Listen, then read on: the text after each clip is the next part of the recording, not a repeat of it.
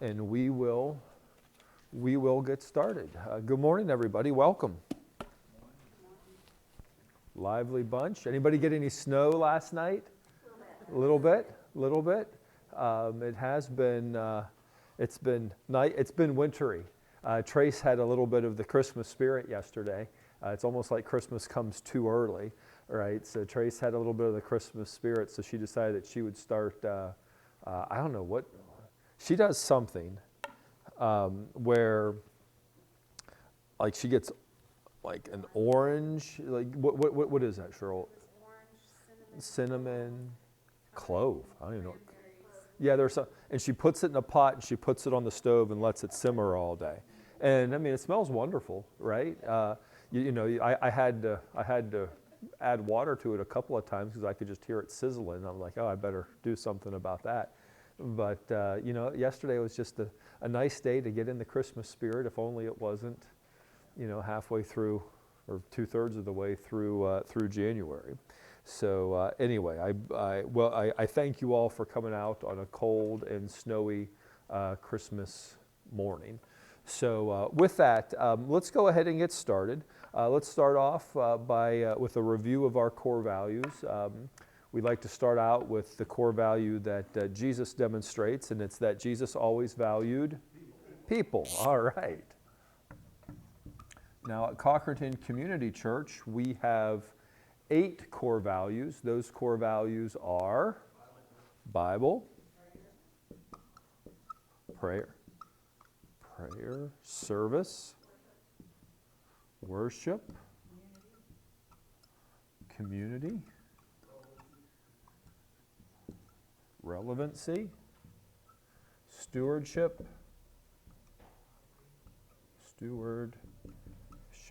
and outreach. And in this group, as we've talked, we have 2 core values. Those core values are timeliness and growth. All right. So we're going to go ahead, and I guess let me just give a little bit of logistics here. So next week we will be meeting, but I will not be teaching next week. You're going to have a guest professor next week, and just wanted to give you the heads up that Brother Stan will be teaching next week, and his topic is obstacles to Christian maturity. So just wanted to give you that. I will be in class because that's something that I don't know. Any of you ever encountered an obstacle? I'm not going to make there's going to be a couple of times this morning where I'm not going to make eye contact with my wife. And the first one is going to be around talking about my obstacles to maturity, because I don't want to see her. I'm sort of trying to look out of this. I'm going to turn it. Like, I have obstacles to maturity. I don't know about the rest of you, but I will be very curious for Stan's lesson next week, so don't miss that. The week after, we're going to look at the law of reflection, which is a very, very powerful tool to help us in our growth. So I want to give you that to be looking out for. And then the week after that, we'll be looking at the law of environment. How does your environment affect your growth, right? And so we'll be doing that. So that's what the next couple of weeks look like. Today, I have a lesson for you, which there's a big part of this lesson which is a refresh from a lesson that I taught just last fall. I'm going to take a little different angle on it here this morning, but this is an important and a powerful lesson for you to learn. So I want to encourage you just to be tuned in to that. As we have been looking at these growth principles, our cornerstone verse for all of this stuff has been Luke 2:52. And Luke 2:52 tells us the story of Jesus being left in the temple, right? And when Jesus was left in the temple, when his parents found him, he was teaching. he was teaching all the adults, right? And he was having this day, and the chapter 2 ends with this verse, and it says, "And Jesus grew in wisdom and in stature and in favor with God and man." Jesus grew in wisdom. He grew mentally. He grew physically, but he also grew in his relationships, both with God and man. Now, we're going to be talking about mirrors this morning, but I need to preface this with something else. I am a student of God's laws, right? And one of the laws that God uses, and this is something that has been called the law of all laws, but it's the law of cause and effect. All right, so cause and effect, and I know you've heard me talk about this before, that for every effect we have some cause, right? For every effect, and I try to teach this absurdly, right? That my go-to example to this is that if you take some milk and eggs and flour and you mix it up and you put it in the oven, there's a reasonable chance that you might end up with a cake, right? But if you take some dental floss, some chewing gum, and an old shoe, and you put that in a pan and you put it in the oven, there's no chance, right? There's different causes that get effects.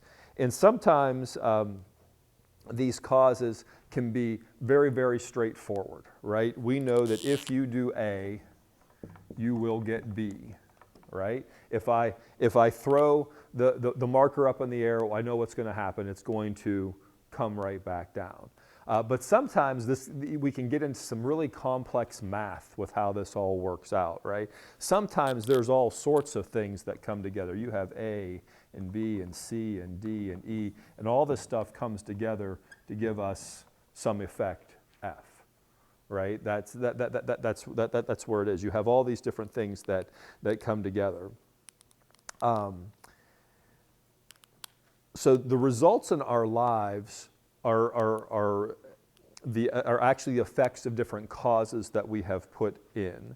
So if I do this, I will get that. If I study, I'm going to look at Scott. Scott has been just graduated here, about a month ago, right?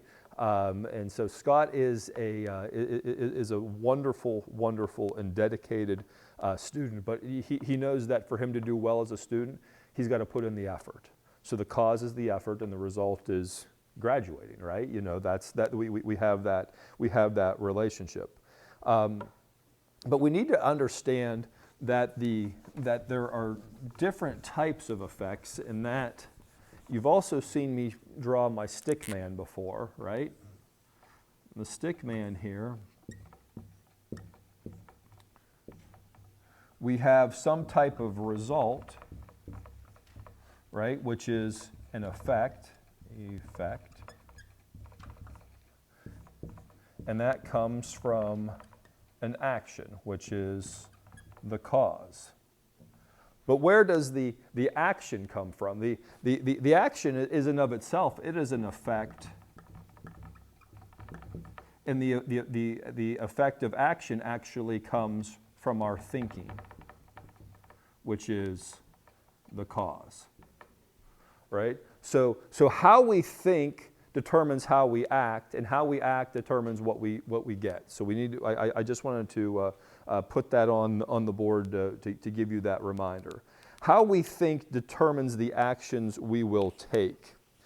And more so, how we think about ourselves will determine the actions that we take.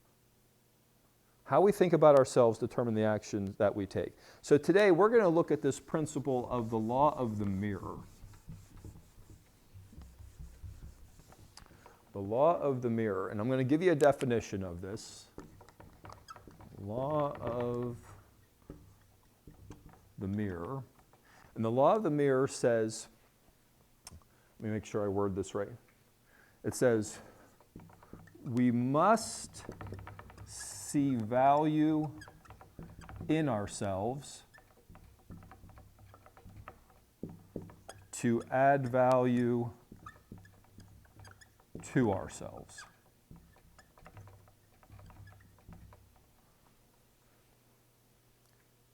We must see value in ourselves to add value to ourselves. You see, there's many people out there that do not believe in themselves. There's many people out there who struggle with some of these things. This is very much going to be a lesson on our self-image, right? And we talked about that not too long ago, but it's something that is still an issue. It's still an issue. Have anybody ever said a nasty thing about yourself? Have you ever done that? I've done that. It's a challenge, and as I've shared with you before, it's very important for us to come to the understanding that we need to be reminded so much more than we need to be taught. So this is probably a lesson that could be taught once a month, and it probably still wouldn't be too much, right? That we need to be aware of that. So we have to understand that if we don't value ourselves, if we're not adding value to ourselves, then we're not going to be doing the things that God would have us do to reach the full potential that He put in us, to accomplish the purpose that He has given each one of us. How you think about yourself matters. And it matters even when things that are going on aren't going your way, right? This is the advanced math of cause and effect. This is all those different letters that are going out there. When things aren't going your way, it's really, really important how you think about yourself. And so, Trace is leaving now. No, she's not leaving now. But I was going to say, I added this note this morning. This is one of those things where I'm not going to make eye contact. But have you ever had a meal not turn out the right way? Have you ever said, I'm following the recipe, I'm doing the things that I know I should do, but I'm not getting the results that I want? Has that ever happened? It becomes easy. It becomes easy for us to deal with some self-doubt there, does it? Our thinking becomes our limitation to what God can do to, with, and through us. We need to recognize that, right? So I'm going to go back and I'm going to review something that we talked about 3 or 4 months ago. If you want to go back, we actually did 2 lessons on this. We did a lesson that was on worth, and we did a lesson that was on worth and worship. Right, so if you want to go back and check those out, you may remember those, but they're on the Facebook page. They're on YouTube if you want to go back and check them out. But we'll try to hit this. But what we talked about there is we talked about 3 different things. We talked about self-worth. We talked about self-esteem. And we talked about self-image. Now, this is I'm not all that sophisticated, as you all are well aware, right? So this is the model that I have right now that I'm sharing with you. I reserve the right to improve this as we go forward. But let me give you a couple of definitions just so you understand where I'm coming from. So self-worth is an internal feeling. Self-worth is an internal sense of being good enough and worthy of love and belonging to others. That's self-worth. But oftentimes people will confuse self-worth with self-esteem. Self-esteem is a little different in that it relies on external factors, right? You have a little kid that you give a good pep talk to, and they stand a little bit taller. I have a neighbor, all right, and my neighbor has a dog, and the dog is poorly behaved, very poorly behaved, right? So I'm sorry? Is this Josh? No, well, it could be Josh too. He's not here. Josh isn't here to defend himself. I'm actually talking about my mom's dog. So my mom, so it's frigid, right? And Trace was mad about this week because everybody is all fired up about it's cold. Make sure you take care of your animals, but go ahead and send your kids to walk to school, right? There's a little bit of things that don't make sense to us, right? But So every morning this past week, at about 9:30, my mom calls and she says, Jesse, and she says that with a question mark, as if she's not calling me directly, right? But she says, Jesse, will you be able to go let my dog out? I'm going to leave the dog in the house, but could you go let her out around lunchtime? And the answer is, yeah, Mom, whatever you need, I'll help you out however you need. But the dog is ill-behaved, right? So normally I go over there, the dog sees me, the dog wants to jump and do all these different things, and halfway through jumping, the dog sees its tail and starts chasing its tail, and like it's just it's got a ton of energy. There's part of it with if you could observe this, it's probably quite funny. If you're part of if you're involved in this situation, I really wish the dog was better behaved. So I show up and try to get her to go outside, and the dog, looks at the door and goes back in her cage, So I had to fight with the dog this past week. But with a dog, if you look at a dog and you say good dog, what happens? The dog's tail wags, right? If you look at a dog and you say bad dog, what happens? The tail tucks, right? That's self-esteem. It's the external thing, right? It's that when a good word happens, it can give you a boost to your self-esteem. When something bad happens, it can impact your self-esteem. So I share that just to try to illustrate that particular point. Self-esteem relies on external factors such as successes and achievements to define worth, and can often be inconsistent, leading to someone struggling with feeling worthy. Now, the way I'm going to define it is that these two things, when we add them together, they give us this idea of a self-image. All right? So self-image is the personal or mental picture that we have of ourself. And it's made up of our self-worth, and it's made up of our self-esteem. Okay? That's as sophisticated as I am today.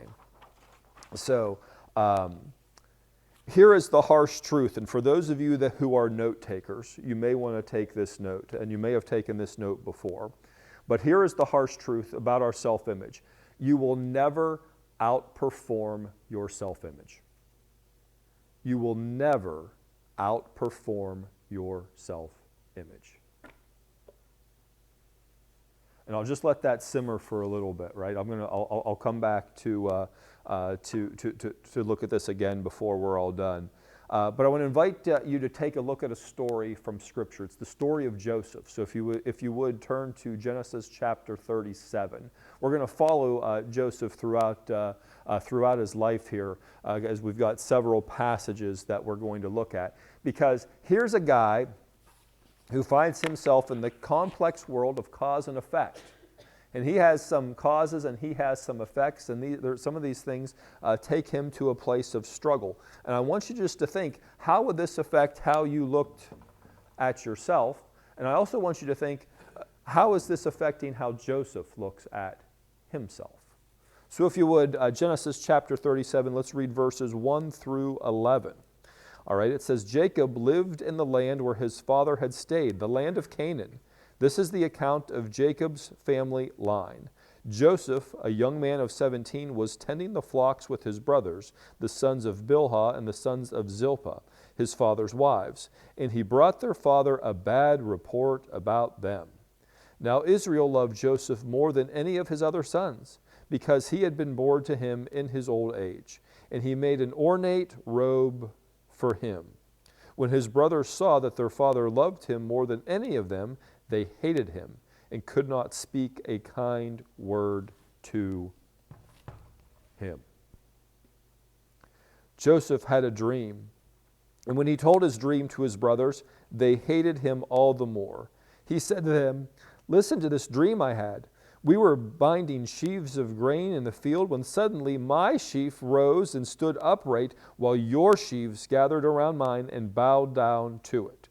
His brother said to him, "Do you intend to reign over us? Will you actually rule us?" And they hated him all the more because of his dream and what he had said. Then he had another dream, and he told his brothers, "Listen," he said, "I had another dream, and this time the sun and moon and 11 stars were bowing down to me." When he told his father, as well as his brothers, his father rebuked him and said, "What is this dream you had? Will your mother and I and your brothers actually come and bow down to the ground before you?" His brothers were jealous of him, but his father kept the matter in mind. What do you think of, how would you rate Joseph's self-image? You think he has a pretty good self-image? You think what do you think his opinion of himself is? You think it's reasonably high? I would say yes. I would say that he has some things that's given him some encouragement. He thinks that this is that this is pretty spectacular, right? Well, we know that what's going to happen is that his brothers are going to get mad at him, and they're going to throw him in a pit, and they're going to sell him into slavery, and Joseph's going to go into Egypt. And when he is in Egypt, he is now working for this guy named Potiphar. But here's a piece of scripture that for those of you who are underliners or highlighters or whatever, you may want to write this, or you may want to note this. Genesis 39, verse 2, the first part of this verse, it reads, "The Lord was with Joseph so that he prospered." The Lord was with Joseph so that he prospered. Now let me ask you this question. What does this look like, the Lord being with someone? What do you suppose that looks like when the Lord is with someone? I would, what do you think that looks like on the athletic field when the Lord is with someone, right? What do you think it looks like for a musician? The Lord is with the musician. What do you think that sounds like? Right? I would suggest to you that in those examples it would be rather spectacular. I think it would be obvious. I think you would be able to look and say, hey, there's something special, there's something unique about that. So when we read this verse and it says that the Lord was with Joseph, I'm going to suggest to you that it was probably spectacular. And because of this slave was put in charge of Potiphar's household. Now, in spite of being sold into slavery, Joseph did not change his thinking. When we look at this equation, your brothers beat you up, throw you in a pit, and sell you into slavery. Don't you think it would be possible that this equation could change? I mean, do you think it would be? It's possible, right? We could at least agree that it's possible that you would say, my self-esteem is going to take a hit. But apparently that didn't happen with Joseph. And here's something that I want you all to remember. You can change your thinking. You can. You can change your thinking. Sometimes bad things happen to us, and we can change our thinking, right? A relationship goes bad, and so what we do is we decide that we're never going to trust somebody again, right? Somebody takes advantage of you, you decide, you know what, I'm not going to do that again. The most simplistic example I have of this is that I was probably 5 or 6 years old, and we had this green couch in the living room, and I can remember eating popcorn one night. Now, I haven't talked to you all about my love of popcorn, but I do have an affinity for popcorn, especially movie theater popcorn. That is the supreme type of popcorn, particularly with a lot of butter. That's the appropriate way to eat popcorn. But I had popcorn one night, and as I was eating popcorn, I became sick and I had to run to the bathroom. I won't go into the graphic details of that. You can use your imagination for that. But because of that, I applied the law of cause and effect, and what I said is, if I eat popcorn, I get sick. And my thinking changed. And so what happened is for about the next decade of my life, I didn't go near popcorn. Has anybody, have you ever had something like that? Have you ever eaten something, gotten sick, and it's like, I'm not going near that again? Mother-in-law's potato salad, like there's like something, like, you know, like if it hasn't happened to you, you now know somebody that's happened, right? Bad things can happen to you, and it can change the way you think. It can change the way you think. Last year, I was in a car wreck, and I'm going to tell you, it affected how I drove. It changed how I thought, right? It was like that the intersection that where it happened, probably, I would tell you, I'm much more cautious in that intersection now. Like it changed my thinking. Anybody here ever gotten a speeding ticket?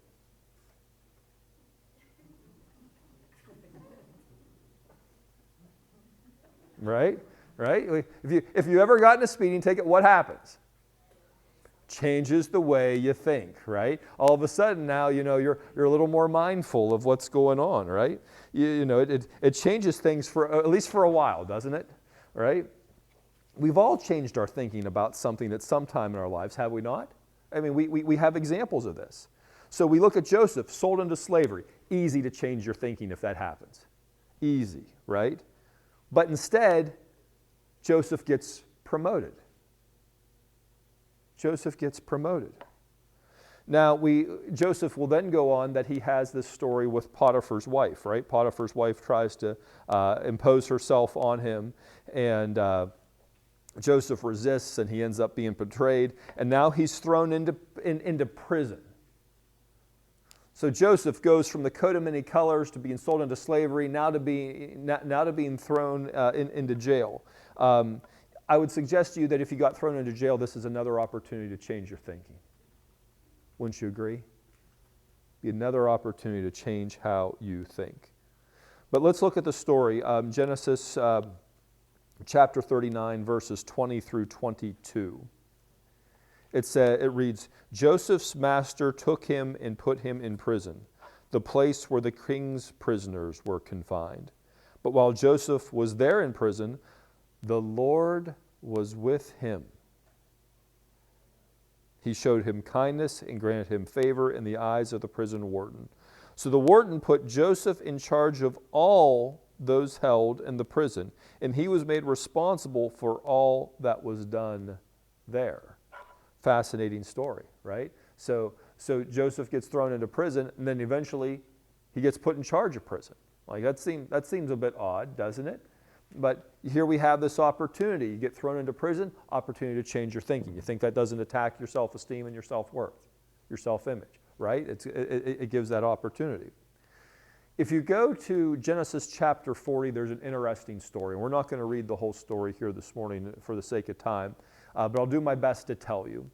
There's a couple of people who are in the king's court. We have the baker and the cupbearer, right? And so the king gets mad at them, throws them in jail, and while they're in jail, they have these they have these dreams. Joseph interprets the dreams for them. Eventually, they're taken back to Pharaoh, back to the king, and things are going along. And Joseph just says, "Hey, whenever you guys get out of here, just remember me before the king." Right? And the guys got out of jail, and they didn't remember him. I think that's chapter 40 of verse 23. Genesis 40, verse 23. It talks about how they get out, and Joseph is just hoping for a good word that maybe he could get out of this condition. But chapter 40, verse 23 reads, the chief cupbearer, however, did not remember Joseph. He forgot him. Right? Here's cause and effect. Like Joseph's doing the things that he thinks he should be doing. He's putting the causes in. He's not getting the effects that he wants. It'd be easy to let that attack your self-worth, your self-esteem, and your self-image. Right? Easy. 2 years go by, and eventually Joseph is remembered. Right?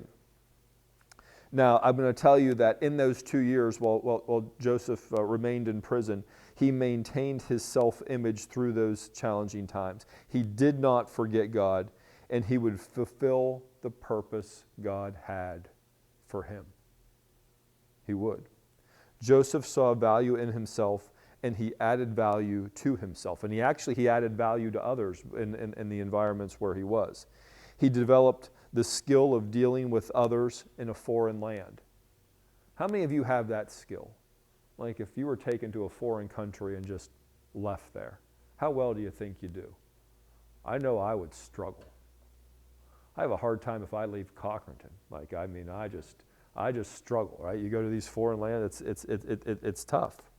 But what happened? Joseph, he learned how to run the household for Potiphar.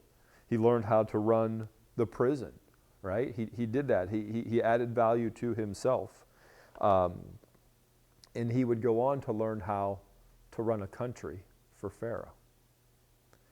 Now, I was given this challenge this last week because there's things that come at us that can attack our self-esteem, that can attack our self-worth, or can attack our self-image. And I want you to think about this. How easy do you believe negative things about you? How easy? I don't know about you, but I find it very easy. I find it very easy. When those negative things come after me, that's an easy thing for me to pick up. But I also find it difficult I find it easy to believe the bad things, and I find it difficult to believe the good things. Anybody else? Or is that just me? Some of you? Yeah. It's that's the way it is, right? Now, we're going to go through some challenging things in our lives, right? We're going to have to deal with some negatives, right? Any weightlifters in here? Steve, you a weightlifter? No? When you're lifting weights, and I didn't know this at first. I thought the first time, and look at me, I don't do a whole lot of weightlifting, right? But you're going there and you're pushing up like 25 pounds or something. You're like I'm maxing out, and I'm pushing up 25 pounds. But coach says to me, Jess, make sure you get the negative. What on earth does that mean? What does it mean to get the negative? He said, you got to push it up, but on the way back down, you got to get the negative. You got to grow through the negative things.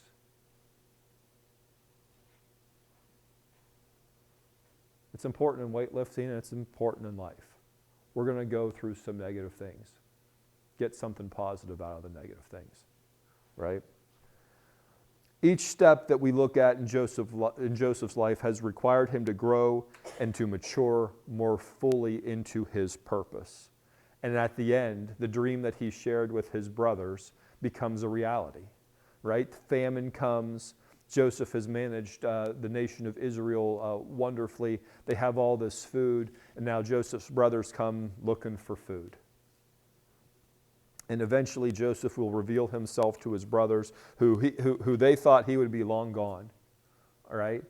And when he revealed himself, his brothers were a little bit scared. They're like, oh, he's going to take revenge on us because that's what they probably would have done, right? But Genesis chapter 50, verse 20 reads, "You intended to harm me, but God intended it for good, to accomplish what is now being done, the saving of many lives." I want to encourage you today that as you go through negative things, understand that there's a positive thing that comes after that, but we need to make sure that we protect our self-worth, our self-esteem, and our self-image as we go through that equation. Joseph's only able to do this because he continued to see value in himself and he continued to add value to himself. You see, the world is a dangerous place, and there's many things that can knock you down. And when things knock you down, what can happen? It can change your thinking. It happens to us early, and it happens to us often. This past week, I started coaching 5th and 6th grade basketball.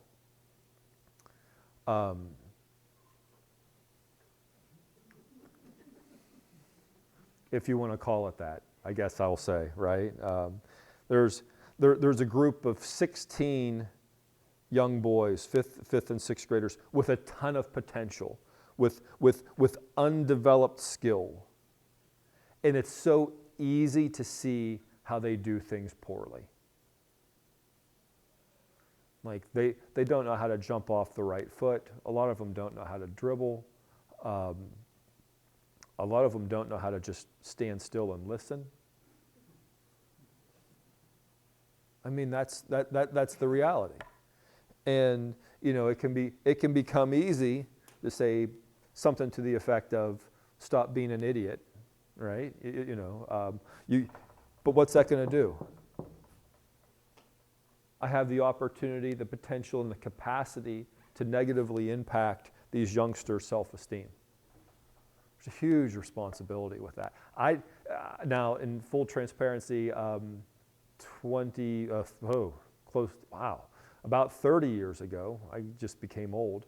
I was coaching 5th and 6th grade basketball, and I probably carried on in such a way where I did assault that.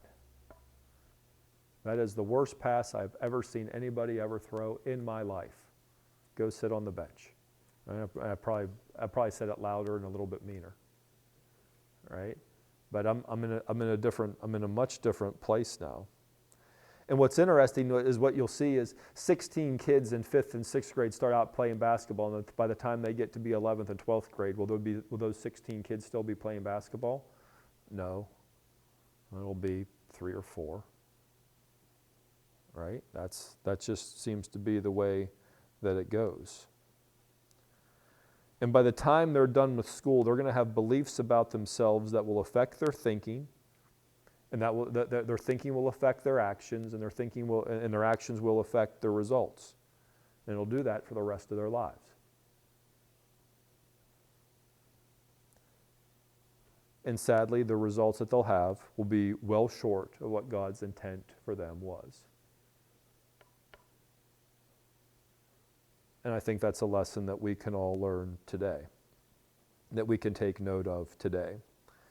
I've had the privilege for the last 4, 5, 6, how many years have I been going out to talk at Camp for Kids? Is it 6 now? I don't know. It's been a few years.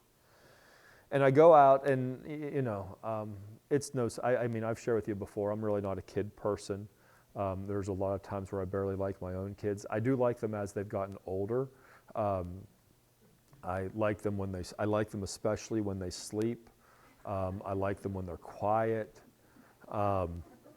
There's like when they were real little, I really liked when they were sleeping and quiet. That was the best. But I found myself out at Camp for Kids in the morning with this ridiculous burden to share just a couple words of encouragement with them. And words that made an impact, at least words that I know of, because I've heard some of these kids say it to me. Words that made an impact is to go out and tell them that they're worth it. I had one little girl come up to me a couple years ago and said, "Jess, nobody's ever told me that I was worth it." I don't know if anybody's ever told you that you're worth it. And if they haven't, allow me to be of the first. Each one of you in here, you're worth it. You're worth it. God did not make a mistake when He made you. When His idea for you came into His mind, and He said, "You know what? That's good. That's exactly what I want. That's exactly what the world needs." He said your name, and He said you're worth it, and He sent you down here. And we get down here and we go through these fights, right? That's what it is. Your self-image is the most significant key to your behavior, and your behavior determines your actions, and your actions will determine your results. And a low self-image is going to put a lid on your potential. And I'm going to tell you, I'll also share this with you. How we value ourselves is usually the value that other people will place on us. If you value yourself well, if you conduct yourself well, people will treat you well. But if you don't, have you noticed that? How we value ourselves is usually the value others will place on us. And so if this is the case, improving our value will improve how others value us, right? Like we would generally say we would value a doctor more, right? As a general rule of thumb, here's somebody who's gone, they've studied, they've added value to themselves, and we say, you know what, we treat this person a little bit differently, right? Maybe that's a poor example, but hopefully that starts to illustrate the principle for you. So I want you to start from this place this morning. I mean, we're 40 minutes into this? Oh wow, we're 40 minutes into this lesson, and this is really what I want you to, where I want you to start. I want you to understand this. We can improve our self-image. Each one of you in here, I don't care where you're at, you can improve your self-image. And let's agree that there's things that we can do, and those things that we can do can impact our self-image for the positive or the negative, for the good or the bad, right? There's things that can happen. And we can all at least improve a little bit, right? So the question is, how do we do it? How do we build our self-image? And I'm going to suggest to you this. One, we need to cut out the bad and we need to feed the good. I mean, I get it. It's real rocket science here. You need to have less bad coming in and more good coming in. Now, I'm going to tell you right now, there's many things in life that just are. All right? They are. Here's a chair. Is this chair good or bad? It is, right? I had, the other day, I had somebody that said to me, Jess, all social media is bad. Now, would anybody agree with that? Is all social media bad? No, I don't know that I subscribe to that. I would suggest to you this, that the social media that you have is very much a mirror. It gives you a reflection of yourself. But if you get on social media and you see a lot of strife and struggle and hateful things or whatever, that may be something that you need to come to terms with. But if you get on social media and you see things that are uplifting and encouraging, that's something that we need to understand, right? If your social media is all things that are going to agitate and upset you, you know what you can do? You don't have to follow those things anymore. You can make different choices. And if you didn't realize that, allow me to give you that permission today. There's people and things on social media that you don't have to follow anymore. I'm not going to make eye contact with Scott, but I'm going to suggest the Pittsburgh Steelers may be one of them. Right? I mean, there's some people that go on there, they see Pittsburgh Steelers, and they feel horrible. And rightfully so. I mean, it's been a struggle in recent years, has it not? Right? You don't want things there that are going to drag you down. You don't need anything else dragging you down. Right? That's something that we don't need. So I want to encourage you to take a few minutes to take inventory of the things you consume through your eyes, through your ears, and maybe even through your nose. Right? There's some things that maybe that you hang around that just don't smell good. You don't need to be there. You don't need to be there. So consume more good and less bad. And I'll leave it at this. I'm pretty sure that you know the things that you need to eliminate. You're all smart people. You're like, yep, that's something, I don't need that anymore, right? So we need to consume less bad. Now, I was given this quote yesterday, supposedly from Bruce Lee, but I have not been able to confirm that this is from the great theologian Bruce Lee, but he said, what you are not changing, you are choosing. And I thought, oh, that hurts. That hurts. What you are not changing, you are choosing. So let me encourage you with this. Choose to consume the good stuff. Cut out the bad, consume more good. That includes reading your Bible, right? That'd be a good place to start. Be a good place to start, right? So next thing, it's one thing to consume things, but it's another thing, what are the things that you're producing?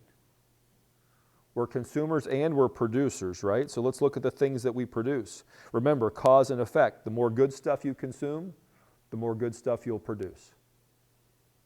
The more good stuff you consume, the more good stuff you need, or you will produce. Some of us have bad stuff that we need to stop producing. We do, right? And there's some things that we need to intentionally stop. Losing your temper, whatever that turns out to be. You know the answers to those, right? You need to intentionally stop. And I'm going to suggest this. One of the things that comes top of mind to me is what are the words that we speak? What are the words that sometimes we need to just be intentional about not saying some of those things that come to mind. Right? James chapter 3, verses 3 through 12.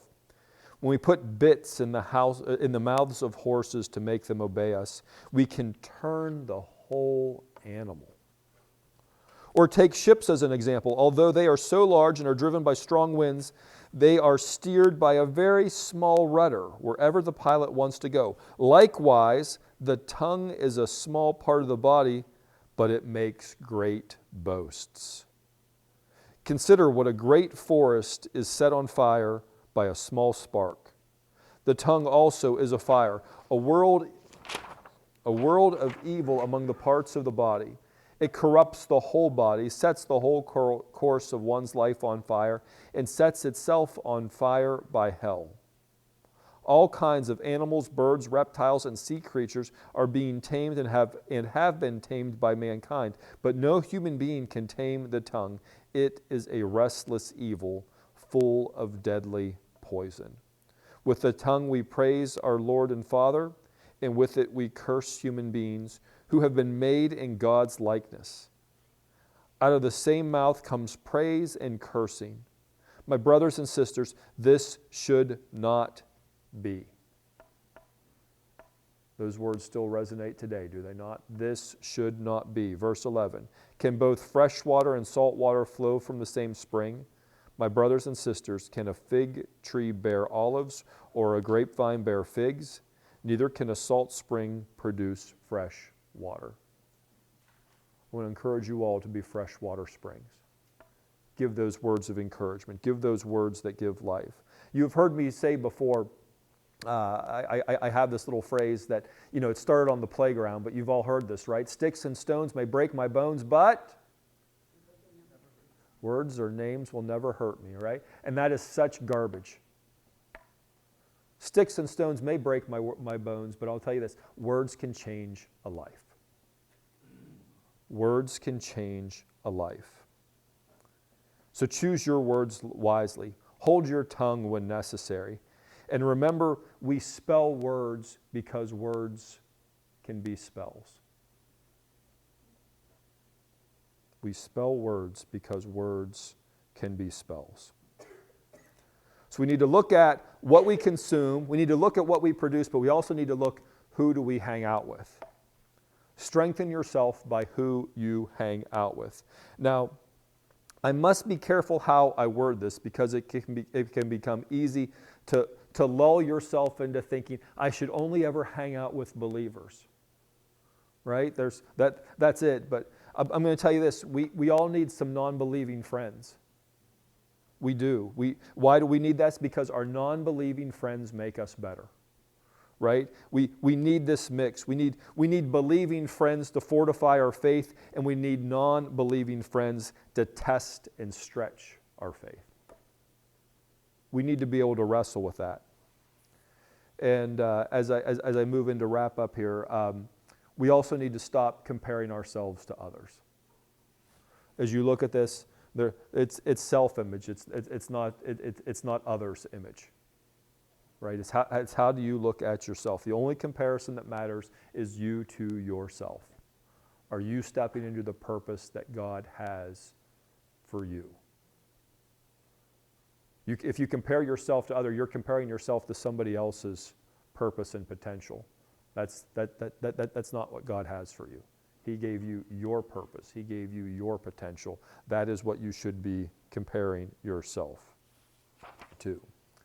So this week, let me encourage you to add value to others. I want to encourage you to lift people wherever you can. And here's the beautiful math of lifting other people. If you give encouragement to 10 people this week, you've lifted 10 people. But you know what you've done for yourself? You've lifted yourself 10 times. It's amazing how that works out. So practice a small daily discipline, whatever that turns out to be, because discipline builds morale and it increases your self-image. And you become somebody who does something every day. It changes the way you think about yourself. And so with that, I'll just review. The law of the mirror states that we must see value in ourselves to add value to ourselves. And that is so, so true. And I will remind you that you will never outperform your self-image. So be doing things that increase and build up your self-image and the self-image of others. With that, as I typically close, I'll put 3 letters on the board. A, C, and T. Right? Based on what we have been, or what we've been presented to today, what action will you take? Is there something that you can do different, right? What action will you take? What change will you make? And is there something that you learned today that you can teach to somebody else for your sake and theirs? So that's what I have prepared for you all this morning. I'm going to cut the recording.